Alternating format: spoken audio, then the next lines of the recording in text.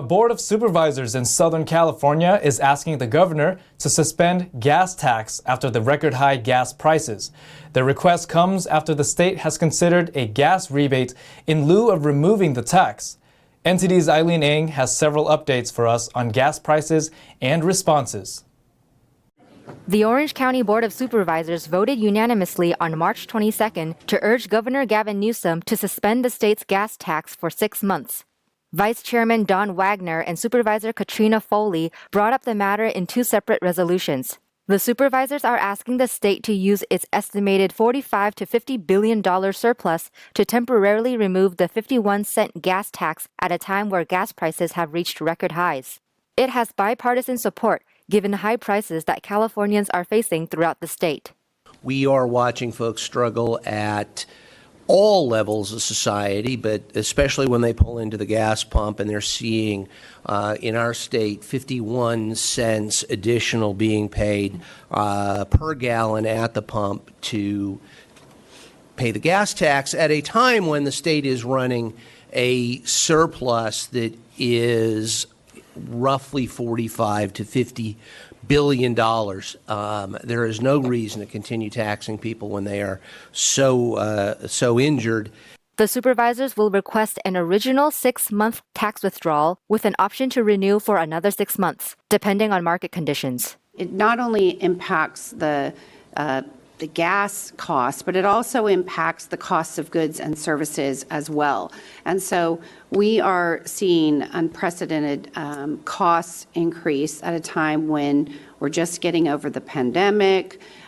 People are trying to get back to living their best lives, and really families cannot endure this. In Foley's resolution, she asked that there be a mechanism attached that would hold oil companies accountable to decrease their prices, which she said is part of their greed.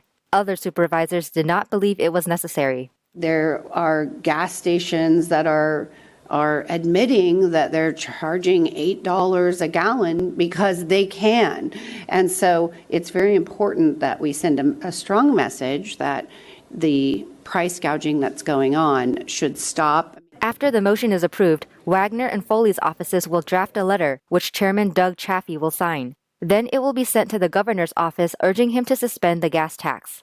According to AAA, the average price of a gallon of gas in California is $5.87 as of March 23rd for regular grade. We'll watch if Governor Gavin Newsom responds to Orange County's request, but he may have his own ideas. On Wednesday, he proposed a gas rebate, similar to legislation that Democratic lawmakers introduced last week. So today we're announcing a $9 billion tax refund to tens of millions of Californians, $400 for each registered vehicle that an individual owns, up to 2 vehicles. That direct relief will address the issue that we all are struggling to address, and that's the issue of gas prices, not only here in our state, but of course all across this country. The payments will cost the state a total $9 billion. The remaining $2 billion will cover 3 months of free public transportation, a pause on inflation adjustments to gas and diesel excise tax rates, among other transportation projects. In the coming days and weeks, the state legislature will need to review and approve Newsom's idea before any payments are made. Other states are also taking measures against high gas prices. Some have already suspended their gas taxes, others are considering, and some are going the way of California. Here's who is making the changes and who's not. While some officials are asking for California to pause its gas tax, other states passed temporary gas tax restrictions over the weekend. On Friday, Maryland Governor Larry Hogan signed a bill into law temporarily suspending the state's gas tax. His signature will pause Maryland's roughly 36-cent tax on gasoline and diesel for a month. Georgia also removed its 29 cents per gallon gasoline tax and nearly 33 cents per gallon diesel tax. Georgia Governor Brian Kemp tweeted, "With gas prices up by at least 59% in a year and DC's pandemic policies further driving inflation, Georgia's families need and deserve all the relief we can give them." Georgia's tax is set to resume at the end of May. Additionally, Connecticut is moving towards finalizing gas tax cuts. Nearby in New Jersey, a state senator introduced legislation to roll back the gas tax for 60 days. Florida's Governor Ron DeSantis has been pushing for a gas tax suspension since November. Michigan nearly passed a gas tax cut, but Governor Gretchen Whitmer vetoed her state's bill. She cited similar reasons as Governor Gavin Newsom, not wanting to lose a revenue source for road and infrastructure funding. Michigan may take up a model similar to California's proposed gas rebate. A new report ranked all 50 governors in the United States. The rankings were mostly based around economic freedom. Let's see where California's Gavin Newsom ranked. A new report ranks all of the United States governors from first to last for 2021. 9 Republican and 1 Democratic governor took the top 10 positions. Democrats held the bottom 10. Coming in at number 1 is South Dakota Republican Governor Kristi Noem. The top Democratic governor was Jared Polis of Colorado, coming in at 4th place overall. Other top rankings included Utah's Spencer Cox and Florida's Ron DeSantis. The rankings were evaluated by economist Arthur Laffer and Associates and the American Legislative Exchange Council, or ALEC. Judgments were based around the economic freedom of each governor's policies. More specifically, on executive policies, economic performance, and fiscal policy. On the other end, populous states like New York, Pennsylvania, Illinois, Michigan, and California all received bottom-end rankings.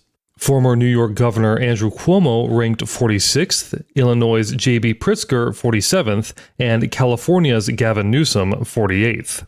Top-ranked states had similar traits, including low taxes, low unemployment, limited unemployment benefits, and higher domestic energy production.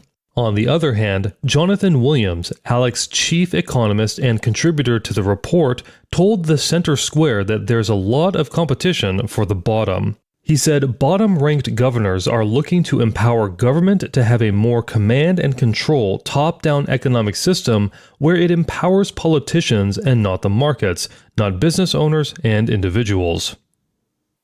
The DEA shut down what it calls a major narcotic trafficking organization in California last week. A months-long investigation netted the seizure of 50,000 fentanyl pills and 45 pounds of methamphetamine in Camarillo. The fentanyl pills were copies of prescription oxycodone tablets, but were laced with potentially fatal doses of the synthetic opioid instead. 7 suspects were taken into custody in connection with the seizure. The arrests come as U.S. overdose deaths reach another record high, largely due to a surge caused by fentanyl. A circuit court of appeals upheld Los Angeles County's ban on flavored tobacco products on Monday, but another judge warned that the U.S. Supreme Court has struck down similar rulings in the past. Los Angeles County can continue its ban on flavored tobacco products after a court ruling on Monday. The court supported LA County's 2020 ban in a 2-1 vote against R.J. Reynolds Tobacco and 2 sister companies. The tobacco company's lawyer argued that only the federal government can regulate tobacco sales. The majority wrote that the companies were misreading the 2009 Smoking Prevention and Tobacco Control Act. The 9th U.S. Circuit Court of Appeals judges ruled that the FDA has exclusive authority to regulate production and marketing of tobacco, but not retail sales. However, the dissenting voice wrote that the U.S. Supreme Court has twice struck down sales bans on federally regulated products.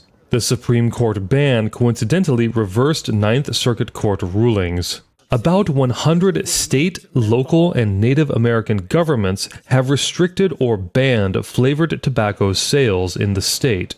Governor Gavin Newsom signed a similar bill, but a petition for a referendum prevented it from going into effect throughout the state. The issue will be voted on in the coming November election. Over the weekend, a man was found stuck in a storm drainpipe in Contra Costa County. The rescue took dozens of first responders and lasted several hours. Let's hear more about how it happened and how the man got out. A man was trapped for 2 days, 15 feet underground in a storm pipe in Antioch. The pipe was 16 inches wide in diameter, about the size of a large pizza. The rescue effort lasted 3.5 hours and involved at least 50 firefighters, police officers, and rescue personnel, officials said on Monday. 4 firefighters with their own air supply entered the underground space from one direction, while other rescuers dug a second access from the opposite side. Contra Costa County Fire Protection District spokesperson Steve Hill said that the mid-30-year-old man entered the stormwater system intentionally. At one point, he reached a narrow area of the pipe and became stuck. The man told officials he had been trapped for about 2 days before passers-by heard his screams and called 911. Hill said the man was not injured but showed signs of dehydration. He has been taken to a hospital.